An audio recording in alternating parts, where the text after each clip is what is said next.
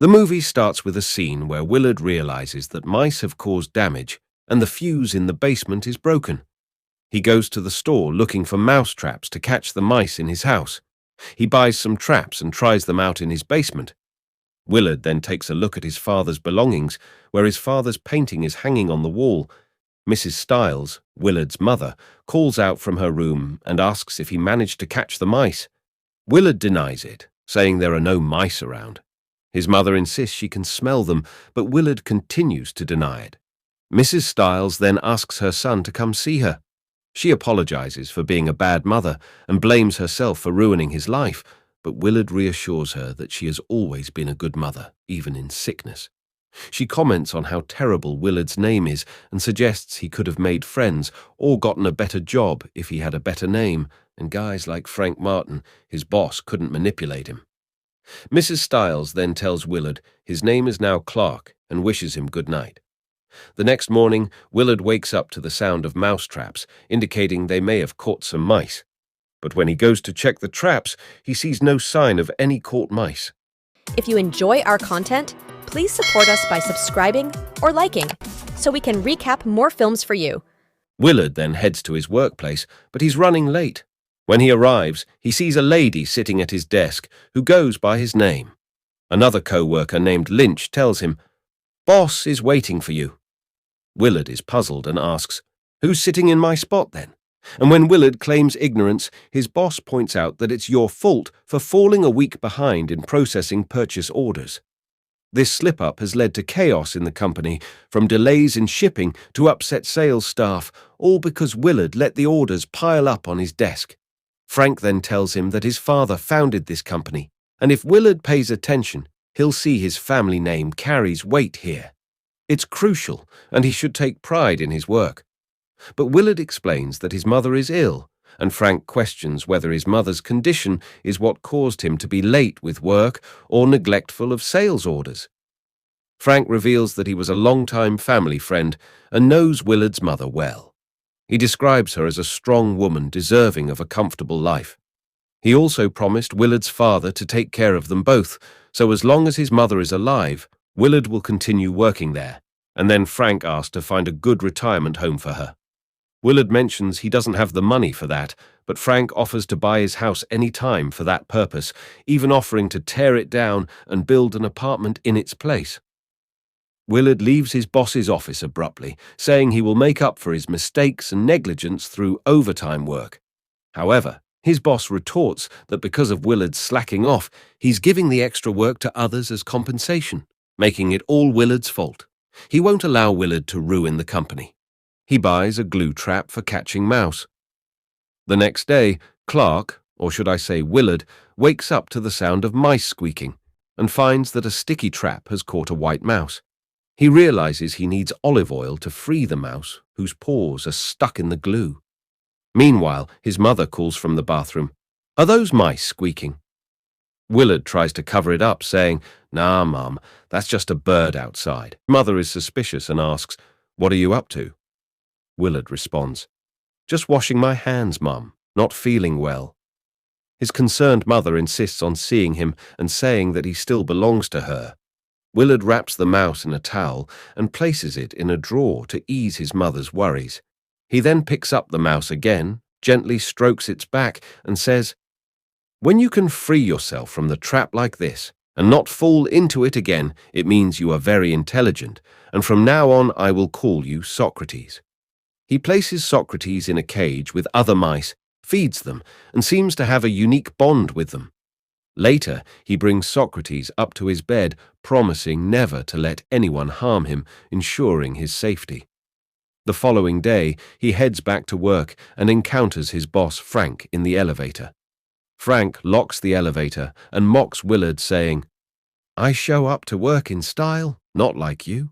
And he says, "I come to work with my latest model Benz car to build the company's credibility and earn the trust of customers, unlike you who show up late to work in your father's second-hand coat and trousers." With these words, Frank is actually belittling Willard. One of the female employees there, named Catherine, who is new to the job, comes over and opens the door for Willard, asking, "How's it going?" But he just walks away without a thank you or a response. One day, when he was down in the basement, feeling nervous and upset, had a rolled-up newspaper in his hand. Suddenly, Socrates comes and chewing the newspaper. This act pleases Willard, and a few other mice also start doing the same. Willard says to the white mouse, or Socrates, "Teach them to obey you. They listen to you." It seems like Willard has some sinister intentions because of this strange and peculiar social behavior and his unique connection with the mice. Now, he's developing a special bond with the mice.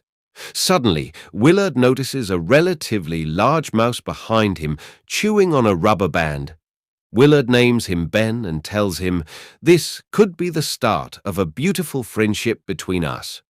He forms a special connection with the mice in a way that they listen to his words and use their teeth to tear apart rubber bands. He then feeds the mice and gathers them all around him. Willard has learned to establish a bizarre relationship with the mice, and they obey him. He then puts a large number of mice into his bag, carries them with him, and releases them somewhere else. Back at work, his boss Frank shows up and says, "It's been a week since you've done any work. Coming in late like this means a week's worth of not working, which equals losing a week's pay for yourself. I may not be able to fire you, but I can give you a heavy disciplinary warning." However, Willard continues to defend himself, claiming that his mother is sick and needs to be looked after, while Frank insists that if he truly cared for his mother, he would have come to work on time. Frank, once again, mocks Willard in front of everyone and tells him, "Act like a man and resign, you worthless piece of rat vomit. You can't even handle a pimple on your face." At that moment, evil thoughts start forming in Willard's mind, and he might be planning some mischief against Frank. He quickly puts the mice back into his handbag. He doesn't let Ben go into the bag and tells him, "You're too big, you stay out." Carrying his bags full of mice, Willard leaves the house and gets on a train, possibly heading to his boss's house. As he arrives at Frank's house, he sees a police car and feels a momentary fear, but calmly moves ahead until the police leave. Hurrying towards Frank's house, he takes the mice out of his bags and tells them, "Search the garage." He then instructs the mice to go look for Frank's car tires and nibble on them. Suddenly, he sees Ben from another bag coming out and heading towards the garage by chewing the garage door, and finally enters. From below the garage, Willard watches with delight as the mice puncture all 4 tires of Frank's Ben's car by gnawing at them. A voice comes from inside the garage, alerting Frank, and he realizes what's happening. Quickly, Willard commands the mice to come out and guides them back into his bag, while Frank figures out the situation. He says, "Someone has entered my garage and punctured my tires." Willard escapes from behind Frank's house, hearing his angry voice and threats, managing to flee as a puppy barks and chases after him. So, Willard manages to sneak the puppy into the bag of mice and gets rid of his yapping. But then he hears the puppy whimpering and decides to set it free. The puppy runs off. The next day, as Willard is heading to work, he notices an empty spot where Frank's car used to be parked. It puts a smile on his face. At work, everyone is giggling, happy that this misfortune has hit their cruel boss, Frank. Willard seems clueless about the situation and asks them what's going on. He happily takes his seat. Suddenly, Frank appears, and while one of the employees is mocking him, he walks over to that employee and asks him why he's smiling. He says, "A troublemaker showed up, making my wife scared all night, and I was unable to sleep because I had to deal with the police. I took the metro to get here this morning." He then asks Barbara, one of his colleagues, for a foot massage. Willard is over the moon about this and extremely happy. He brings Socrates along, kisses him, thanks him, and puts him inside the drawer. In the next scene, inside his basement where the number of mice has significantly increased, Willard tells the mice, "I don't have money to feed you anymore, and you need to find a new place to live, and all good things must come to an end one day," as his mother overhears behind the door. He then tells the mice to follow Ben to find a new place where he will take care of them. He looks at Ben and says, "You're the commander, after Socrates, of course." Bunch of mice around him in the basement, and then he tells Socrates, "You're my dear mouse, you'll never go anywhere. You'll always be with me, and I hate everyone else except you. You're my best friend." As he comes out of the basement, he picks up Ben and says, "You have no right to come upstairs. Only Socrates has that right." Suddenly, he notices his mother lying unconscious on the stairs. He rushes to help her, but his mother tells him, "I heard your words. You don't love me. You said all good things come to an end. You don't pay attention to me. You don't feed me." He then tucks his sick mother into bed. On his own bed, playing with Socrates, he sees Ben and says, "If my mother sees you, I'll be in trouble," and throws him out. The next morning he sees Ben on his bed again, gets angry and chases after him. Suddenly he realizes his mother is not in bed and gets worried. He then goes to the kitchen and finds the mice have invaded it, eating the food. He finds his mother's body on the basement stairs, while the mice scurry away from it. Willard instructs the mice to go down and then turns to Ben, saying, "This is all your fault. You led the rest of the mice up here to attack my mother." He then signs the death certificate for his mother, and they take her body away. He picks up Socrates and says, "She was my mother, and I loved her so much. I miss her. But if you ever die, what will I do? You're my only friend." In the next scene, he kisses his mother's forehead while her body in the coffin and says, "At least you're with Dad again. But I have a friend," introducing Socrates to her. Suddenly, in this moment, Willard's nose is running. "Very, very gross. It's not pointless," Frank was telling him. "You can't even handle the pimples on your face." Catherine then arrives at his mother's funeral and greets Willard, asking, "How are you feeling?"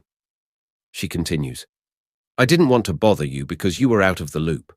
I came to make sure you're okay." She then says, "I want you to know that you have a friend."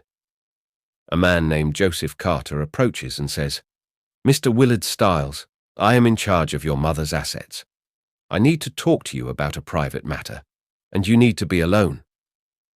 Catherine bids him goodbye, hugs him, and remarks on how strange it is for someone socially awkward to act this way. She adds, "I'll swing by after work to check on you." The lawyer handling Willard's mother's estate tells him, "Your parents spent a lifetime living on assets that were actually meant for you. After their deaths, you were supposed to inherit it all, even though your father sold his shares to Frank after his passing. Despite all this, he still hasn't cleared his debts. Your mother even took out a loan on the house you're living in post your father's death. In other words, legal proceedings are ongoing, and the house belongs to the government and the bank. We can file for bankruptcy for you and sell the house." Willard loses it and exclaims, "That house is mine. Why should I bear the burden my parents brought upon me and end up with nothing? My life's over, and I can't start over from scratch." Then the lawyer hands him his phone number and advises, "Think about what I've said and contact me. This is your only chance." From inside a window, Willard sees the lawyer talking to Mr. Frank. He returns home to find the entire house overrun by mice, with thousands of them scurrying around. Just then, Catherine rings. The door. Catherine tells him, "I know you're feeling very lonely, and I saw how you've been since your mother's passing. I want you to know that I went through the same thing, and when I lost my own mother, the only thing that helped me was a cat." She hands him a cat named Scully and says, "He will be a great companion for you and help you overcome your loneliness." Willard says, "Thank you, but I can't accept him." However, Catherine insists, "He likes you. Give him a hug." Willard says, "I'm late, if you are okay. For now, Scully can stay in my home." Then he puts Scully inside and closes the door behind him. Scully encounters a horde of rats. He escapes and climbs on a chair, turning on the television. But again, he goes up to the top of a wooden buffet out of fear of the rats. The mice start nibbling at the wooden chest leg, causing it to collapse, and the cat falls down. Scully escapes again, climbing up onto a shelf. His eyes lock onto a cage on the wall. He jumps towards it, but as he scares off Ben, misses the ledge and falls down, getting devoured by the mice. Willard then returns home and goes to his father's room, staring at his father's belongings. He decides to cut his wrist with a knife, but Socrates intervenes, stopping him by sniffing the knife. He sees Ben on top of the dresser and leaves the room to go to bed. Later, he finds Ben on his bed once more. Frustrated, he tries to find a way to get rid of it. He uses everything he can to block the mouse hole and eventually falls asleep. To his surprise, he wakes up to find Ben back on his bed. When he looks at the hole, he sees it untouched. While heading to work, he notices Ben in his bag again. But since Socrates, the white mouse, had no problem with him, Willard doesn't mind it staying in the bag. On his desk, there is a termination letter saying he will be paid for 2 more weeks before being let go as part of a downsizing process, and he will be fired. Willard, feeling upset and frustrated, barges into Frank's office only to find him on the phone using a headset. Meanwhile, Catherine telling to Barbara that she is going to resign. He tells Frank, "It's not in the contract for you to fire me," but Frank insists, saying, "Your parents passed away, this is my company, I prefer you not work here. Get a lawyer and pay him $250 an hour. I assure you, my $400 an hour lawyer will drag this out for the rest of my life, and you won't win. You'll win in 15 or 20 years later." As Barbara goes to the archives room, Willard expresses his financial struggles to Frank, who suggests, "If you need money, give me a price to sell your house to me, and don't take it personally. I'll buy the house, and you can get money. You can buy a clean second-hand car for yourself, then a small tidy house, get married, and live happily." Willard is deeply saddened by these words. In a daze, Willard says, "I'll sell the house to you, but please let me stay in my job." Later, as Barbara notices a sound coming from the room where she had Christmas items, she screams upon seeing a mouse, prompting Frank to investigate. Barbara exclaims, "There's a big mouse there." But Frank discovers Socrates accidentally and takes him, leaving Willard without any way to intervene. Then he tells Barbara, "I'll clean up the mess," because he wants to say goodbye to his friend. He brings Socrates into the house and places it inside his father's cap. Another sinister plan is in the works, and Willard once again orders his army of mice to go inside the briefcase. He keeps all the mice somewhere safe, and then, with the help of a milk transport truck, brings them into the company while Frank was working late, frustrated and browsing explicit websites online looking at pictures. Suddenly, he touches a real mouse instead of a computer mouse and freaks out, and then he sees his office has become filled with mice. Willard suddenly shows up and says, "Yeah, I brought you a pack of mice. We came to see you, but these mice do everything I tell them to." Frank tells Willard to tell them to get lost from his office. Willard tells Frank, "You stole this company from my father and caused his death. The same goes for my mother's death, both your doings.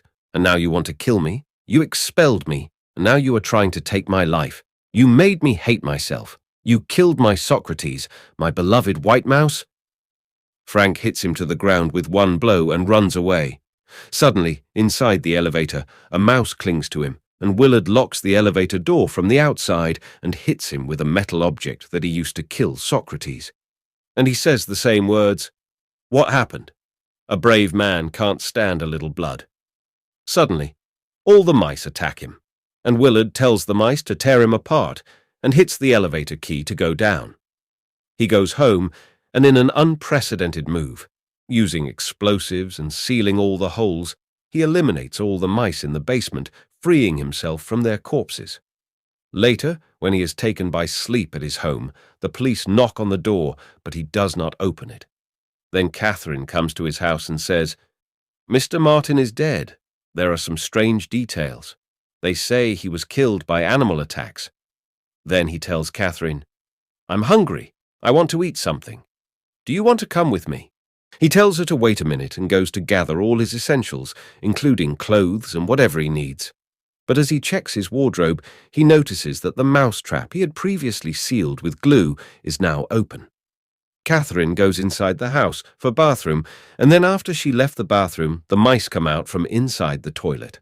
Willard follows Catherine and sees her inside the house near the door, and Catherine says she was just heading to the bathroom at that moment. Willard sees Ben again. He grabs Catherine's hand as he is about to get into the car and notices that the mice have chewed the tires, causing them to go flat. At that moment, the police arrive, and Willard says he's going to call for a crane to bring it for the car. He goes back into the house, takes the carpet knife, and the police say, "Mr. Styles, you need to open the door." At that moment, a bunch of mice pour out from the chimney, and Willard escapes and shuts the door, but the mice come out from under the door by chewing through it once again. Meanwhile, the police go behind the house looking for Willard, see the mice, and say, "This is not just about taking Mr. Willard to the hospital. We need to contact the Department of Health regarding all these mice." And then they leave from there. Willard pours a bag with the mousetrap onto Ben and catches Ben in the mousetrap. Suddenly, a bunch of mice attack Willard. He breaks the window and tries to escape. Catherine sees him and scared of him. Suddenly, the ceiling inside the house collapses and a lot of mice pour out. He escapes and goes to the top floor of the house and sees Ben, who, despite having his hand severed by mousetrap, attacks Willard, and he falls down while thousands of mice are below. In the next scene, behind the windows, we see shadows of Willard stabs Ben with a knife. In the final scene of the movie, Willard is now inside a hospital, and suddenly he sees a white mouse and feels a presence similar to his former friend, Socrates.